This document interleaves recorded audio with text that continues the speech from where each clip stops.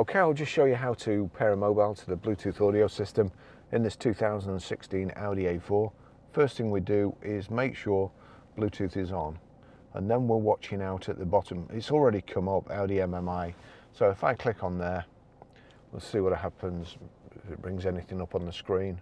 It's thinking about it. There you go, Barry's iPhone 12 Pro. The Bluetooth device is requesting to connect to the MMI, accept or decline. Click in the center to accept. There's the pin code 478075. It's unlikely it's going to be anything else unless there's another car in the car park. So click accept and yes. Allow contacts and favorites to sync. Allow a password must be entered for the data transfer. That's something to do with the Wi-Fi system. So I'm just ignoring that at the moment. The connection has been established. Barry's iPhone 12 is connected to the MMI. Would you like to set Audi Connect up now?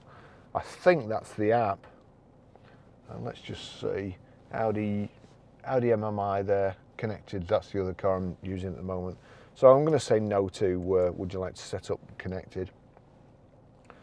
So that's it. That's how you pair a mobile.